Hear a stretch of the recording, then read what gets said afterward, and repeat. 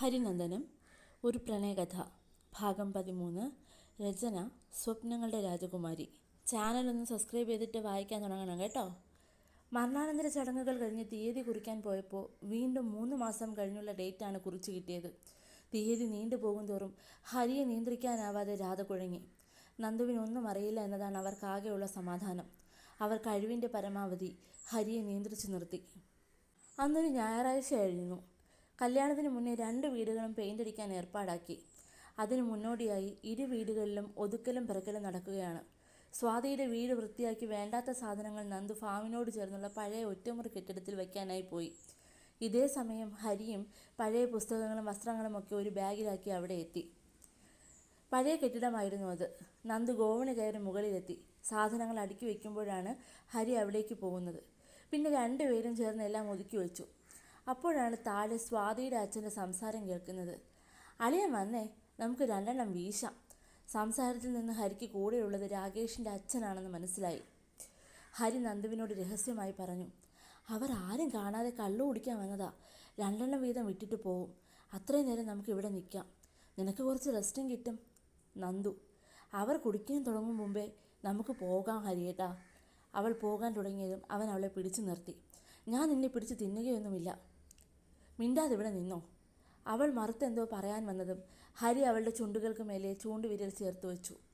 അവളുടെ അധരങ്ങളുടെ മൃദുലത അറിഞ്ഞതും അവൻ്റെ ശരീരത്തിലൂടെ ഒരു വിറയൽ കടന്നുപോയി. അവൻ്റെ പ്രവൃത്തിയിൽ അവളും മിടിച്ചു നിൽക്കുകയാണ്. അവളുടെ നിശ്വാസം വിരലുകളെ തഴുകി കടന്നുപോയതും അവൻ അവളിലേക്ക് ഒന്നുകൂടി ചേർന്ന് നിന്നു. നന്ദുവിൻ്റെ മേൽചുണ്ടിന് മേലെയായി പറ്റിപ്പിടിച്ച വിയർപ്പ് തുള്ളികളിൽ അവൻ്റെ ശ്രദ്ധ പതിഞ്ഞു. അവൻ്റെ കണ്ണുകളിൽ നോക്കാനാകാതെ അവൾ ഉഴറി. ഇതുവരെ അറിയാത്ത ഏതോ വികാരം അവളുടെ ശരീരത്തെ തളർത്തുന്നത് അവൾ അറിഞ്ഞു. അടിവയറ്റിൽ മഞ്ഞ് വീഴുന്ന സുഖം. പെട്ടെന്ന് താഴെ നിന്നും വീണ്ടും സംസാരം കേട്ടതും അവൾക്ക് സ്ഥലകാല ബോധമുണ്ടായി.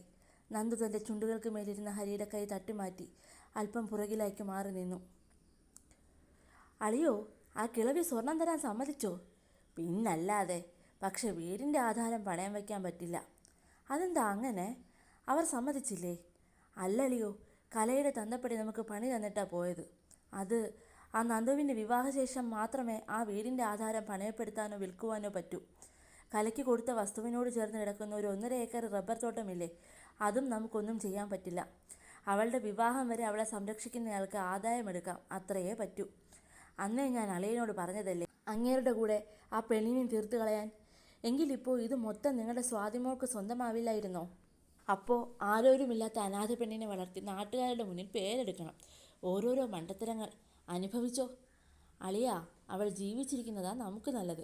18 വയസ്സ് തികയുന്നതിന് മുന്നേ എന്തെങ്കിലും മാറാരോഗം വന്നല്ലാതെ മറ്റേതെങ്കിലും രീതിയിൽ അവൾ മരിച്ചാൽ അവളുടെ പേരിലുള്ള സ്വത്തുവകകൾ കുടുംബക്ഷേത്രം വക ട്രസ്റ്റിന് സ്വന്തമാകും. ഇതിപ്പോൾ പെണ്ണിന് വയസ്സ് 22 ആകാറായി. ഇനിയിപ്പോൾ അകാലത്തിൽ മരണപ്പെട്ടാലും 1.5 ഏക്കർ നമുക്ക് കിട്ടും. വിവാഹം കഴിപ്പിക്കാതിരുന്നാൽ ഈ വീടിരിക്കുന്ന 16 സെൻറ്റ് ട്രസ്റ്റിന് പോകൂ.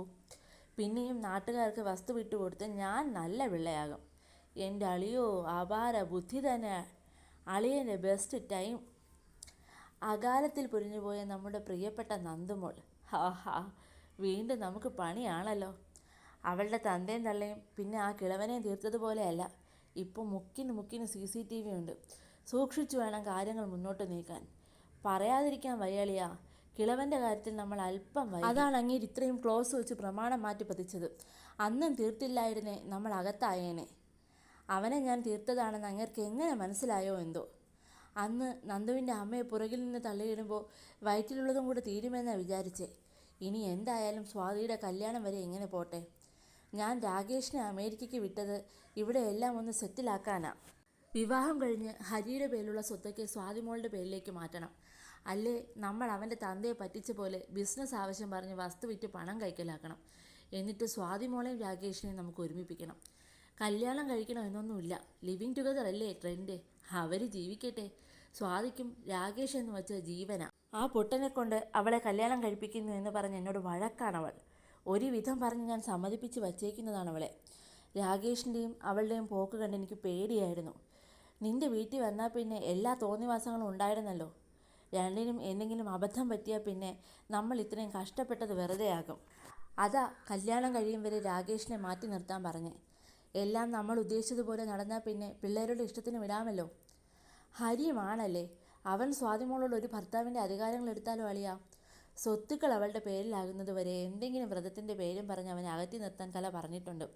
വ്രതം എന്ന് കേട്ടാൽ പിന്നെ രാധയും അവളെ സപ്പോർട്ട് ചെയ്യും. കല്യാണത്തിന് ഇനിയും 3 മാസമുണ്ടല്ലോ. അതിനു മുന്നേ അത് അവളുടെ പേരിലാക്കാൻ പറ്റുമോ എന്ന് നോക്കട്ടെ. അങ്ങനെ നടന്നാൽ എന്നെ പറ്റിച്ച് അവൾ രാകേഷിനോടൊപ്പം പോയി എന്ന് വരുത്താം. കുറച്ച് ദിവസം നമുക്ക് അകന്നു നിൽക്കാം. പിന്നെ ഒരേ ഒരു മോളല്ലേ, എത്ര കാലം അകറ്റി നിർത്തുമെന്നും പറഞ്ഞ് നമുക്കൊന്നാകാം. ഹരിക്ക് ജോലിയുണ്ടല്ലോ, അത്യാവശ്യം ശമ്പളവും കാണും. രാധ പ്രശ്നത്തിനൊന്നും വരില്ല, അവർ ഒതുങ്ങി ജീവിച്ചോളും. വരാതിരുന്നാൽ അവർക്ക് കൊള്ളാം. അളിയൻ വാ, എനിക്ക് വിശക്കുന്നു. അവർ തിരികെ പോയി. സ്വാതിയുടെ അച്ഛൻ്റെയും അളിയൻ്റെയും കുടിലതകൾ മനസ്സിലാക്കിയ ഹരിയും നന്ദുവും ആകെ ഭയന്ന് നിൽപ്പാണ്. തുടരും. പോവല്ലേ പോവല്ലേ. കഥ ഇഷ്ടപ്പെട്ട ഒന്ന് ലൈക്ക് ചെയ്യാനും കമൻറ്റ് ചെയ്യാനും മറക്കല്ലേ. പിന്നെ എൻ്റെ ചാനലൊന്ന് സബ്സ്ക്രൈബും കൂടെ ചെയ്തേക്കണം കേട്ടോ.